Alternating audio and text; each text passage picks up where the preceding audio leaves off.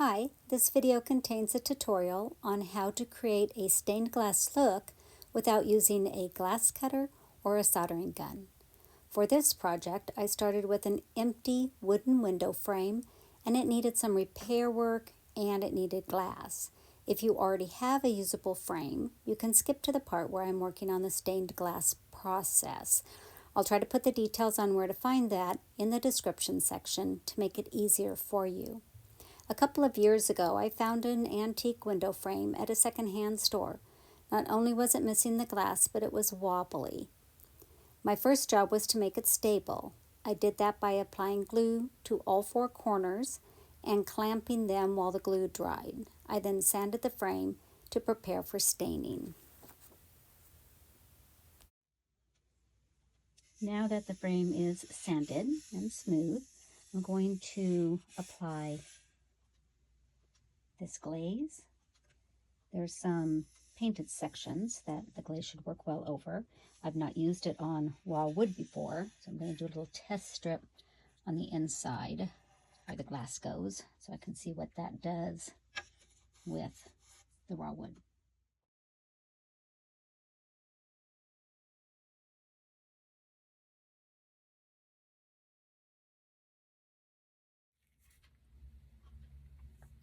Okay, I did a little test right here. You can't see that, so I'll do it here where you can see it a little bit better.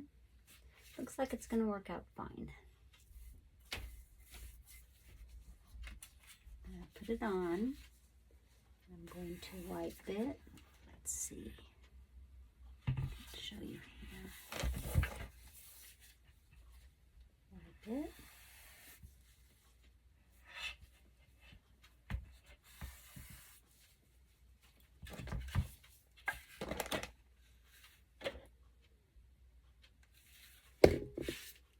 Figure out how you can see that the best. Kind of see the brown in there. Yeah, I think that's going to work out well.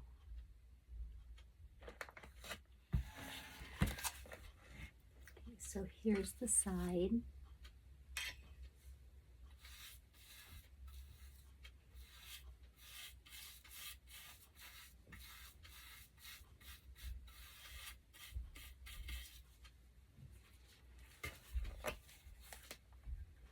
So it looks brushed on. Now we'll take our cloth, wipe over it, take off the excess. And what we're getting is a stained look. This glaze is water-based, which is very nice. Very low fume. I can't smell anything. We'll just continue working on all the frame.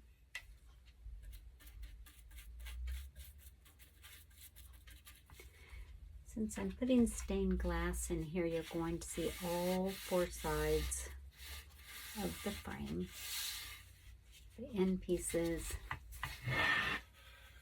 and the top pieces alike.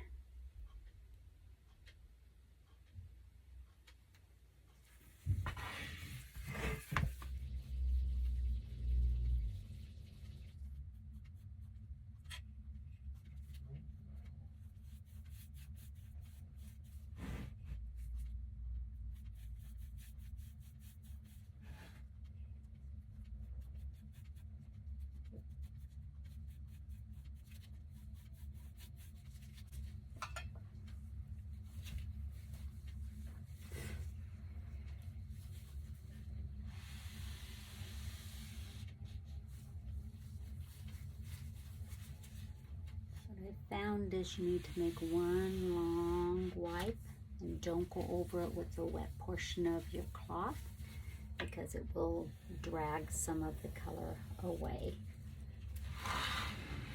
like right there. Once that dries, I'll darken that section, but it has given it a nice transparent stain look, which I'm loving. Here's a section that I just added the glaze to. And take it from one side directly across.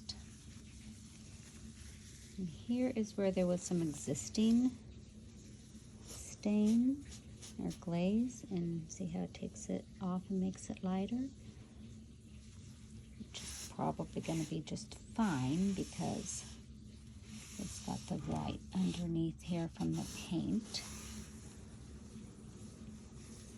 But I'll see about darkening that possibly. Here's the first coat, and probably the only coat actually, of the decorative glaze. It muted the paint somewhat. I figured out the issue with it wiping off. This is where I had glue on here and didn't get it sanded off completely. I don't even know if it's possible to get it sanded off completely. This is the frame so far. Once it dries, I'll see if I can maybe darken it a little bit. And if not, I'll put some polyurethane on it. After the glaze had dried, I did apply 2 coats of Flat Out Flat, which is a matte, really matte, polyurethane to each side. Once the polyurethane was dry, I inserted a sheet of glass that I got at Lowe's. They cut it to fit the size of the frame. The frame was still kind of wonky after I got it all glued together, so they measured it and then cut it.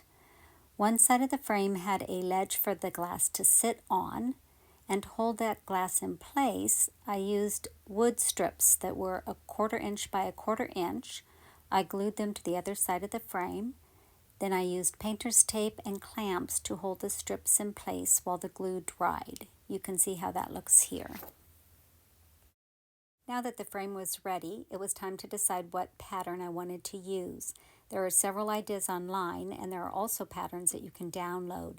I made a pattern using a combination of designs, and once I had them printed, I taped them to the underside of the glass. The leading I used is a self-adhesive and flexible one. It looks very similar to the lead used in stained glass making. Here is the leading that I put on. You can see how it kind of follows the pattern, but not exactly. Kind of hard to see, it's right there also.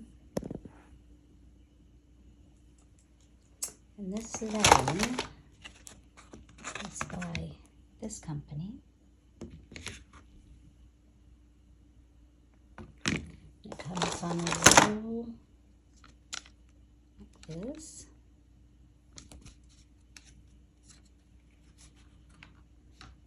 Looks pretty real.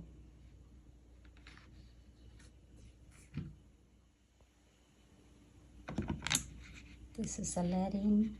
It's got a sticky backside, and I cut mine in half.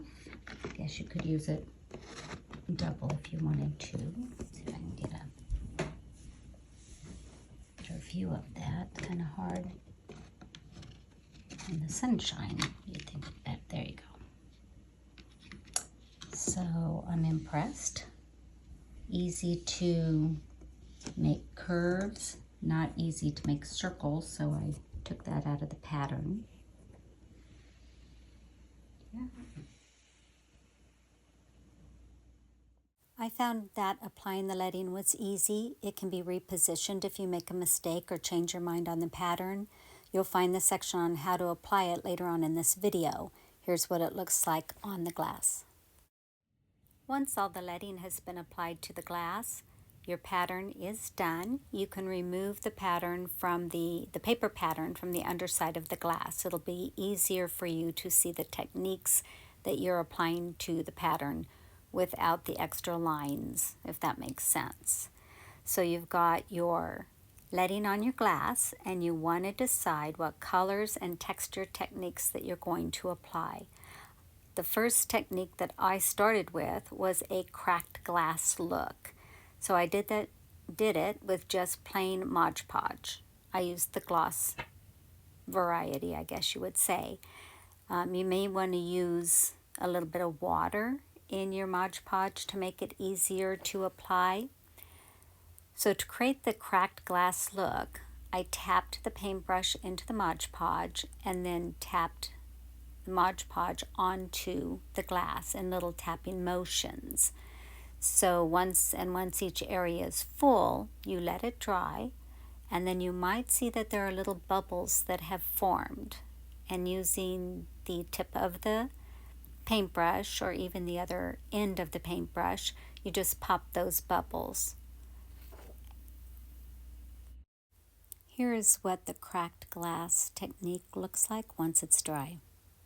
After doing the cracked glass look, I thought I would try to fill in some of the areas with color. I started with the leaves on the flower and around the center design, and I used a green craft ink. I used inks with Mod Podge, but you can also use craft paint with your Mod Podge. So you have your Mod Podge that's a wee bit watered down, and you add the color of craft ink that you want. I used a lot of tiny little bowls and had my colors in those. So for the green, when I applied it, I did a little bit of tapping and I did a little bit of brushing. But you can see with the orange that I basically brushed it on. And what's nice about this technique is that if it dries and you aren't quite happy with the color, you can add another layer onto it or a different color over it because it dries pretty clear, and so you can layer your colors if you want.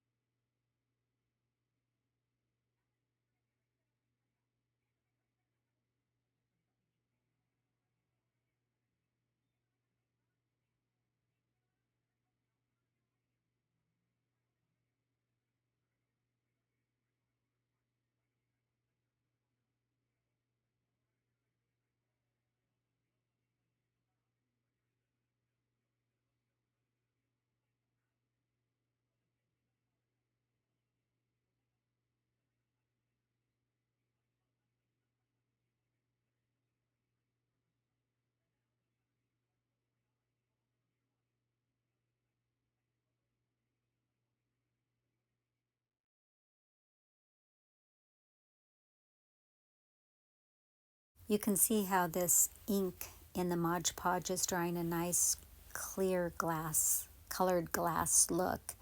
I decided to add a little bit of teal on the little squares to get a contrast to the orange and the green.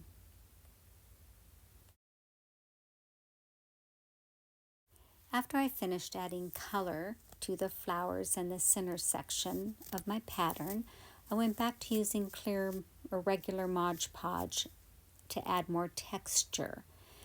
Next to the flowers on the edges of the glass, I went ahead and did the cracked glass technique again.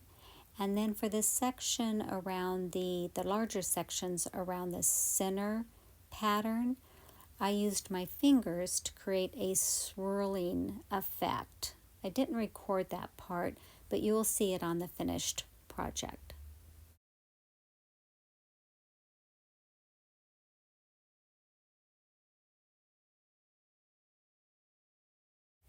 When I was finished with all the colors and textures, I turned the piece over and I saw that some of the ink had bled under the leading in a few areas.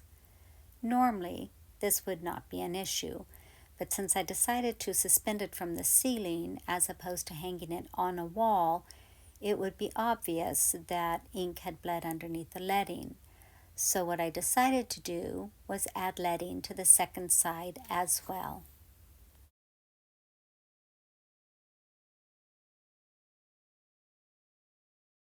Here is the process of adding leading to your pattern. You can see that there's a little strip on the back. You peel it back a little bit. You lay the leading down along your lines, and then you use the tool that came with the leading to press it into the glass so it makes a nice connection. And as you saw, that using ink, and it might work with craft paint too, I don't know, sometimes it bleeds underneath the leading, and what that tells me is that I didn't have it as firmly against the glass as maybe I could have. Not that it was a problem for me, but just keep that in mind.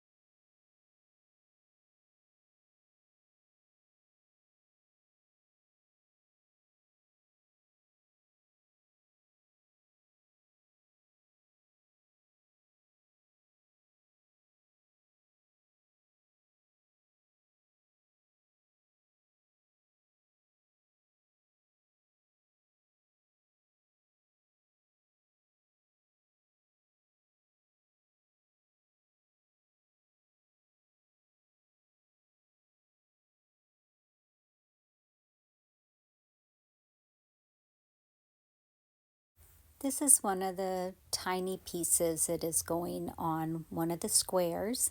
You can see that I have pre-bent the end of it so it'll loop over the existing leading.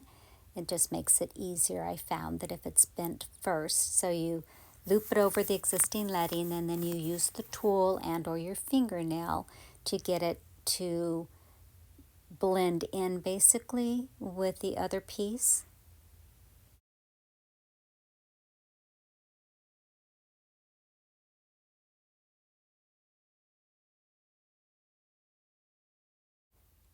I think I mentioned before, to cut the leading, you can use either a razor knife as I'm using here or a small pair of scissors.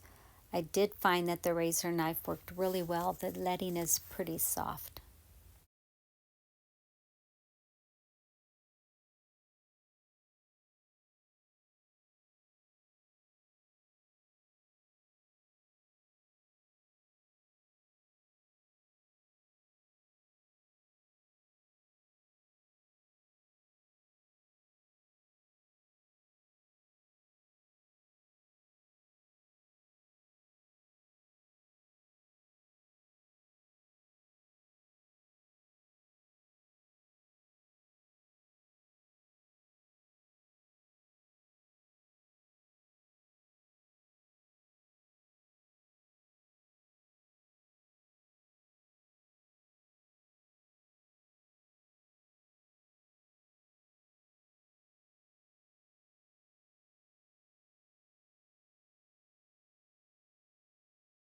When all the leading was applied to the second side, I decided to add just plain Mod Podge as opposed to adding more color on top of color because I liked the color that I had. You might notice that I had replaced the orange with maroon or burgundy, I guess you would call it. And I didn't want to deepen those colors, so I just put some texture with Mod Podge on the second side.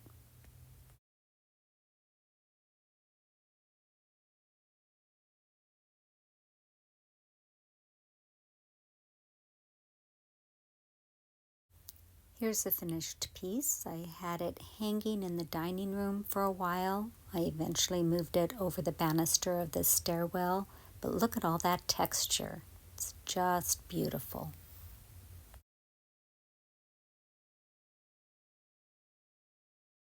After I hung the piece, I decided I didn't love the teal color, so I decided to take it off.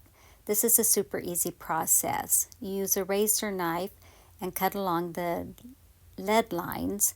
Then with the tip of the razor, you lift a corner of the color and then it just peels right off the glass.